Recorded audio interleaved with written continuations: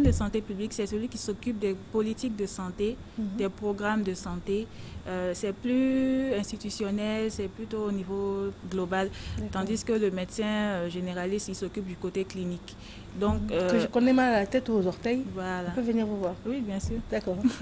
Donc, vouloir rétablir l'harmonie dans le corps d'un être humain, et l'écriture, c'est de vouloir rétablir l'harmonie dans la société. Donc, finalement, cela répond à mes principes de vie. J'aurais presque dit rétablir l'harmonie dans le corps, ça c'est la médecine, et rétablir l'harmonie dans la tête. Oui, aussi. Oui, c'est ce que vous voulez faire en fait, soigner le corps et l'esprit. L'esprit, tout à fait, vous avez résumé. Je n'avais pas vu ça comme ça. Ah ben voilà. Voilà, c'est une découverte sur le plateau de Matin Bonheur. Ah ben voilà. Merci. Donc en fait, tout ça relève de la thérapie. C'est de la thérapie, oui. C'est de la thérapie. C'est de la thérapie pour la société en général.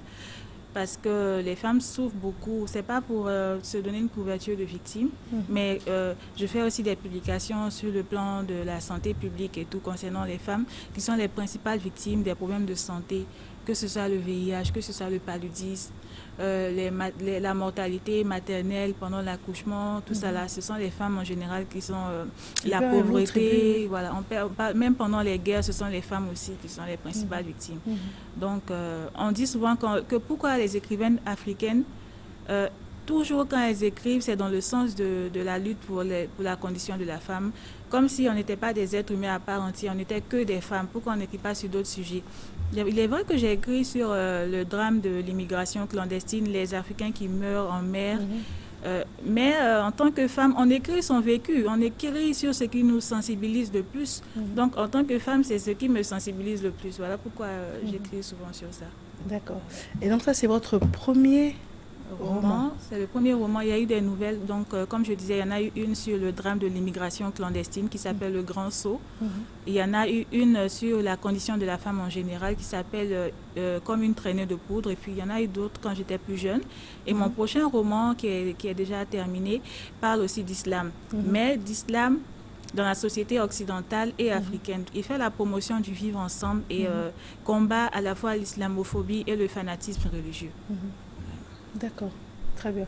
Et donc, dès que vous déposez votre blouse de médecin, vous prenez la plume? Dès que j'arrive à la maison, je me jette sur mon ordinateur, je commence à écrire, ou bien sûr, je prends mon stylo, je commence à écrire. D'accord, voilà. très bien.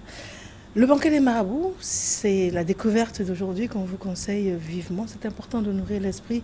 Également, la culture générale, la pire des choses, c'est l'ignorance. Et il faut nourrir son esprit. Elle nous donne de bons exemples.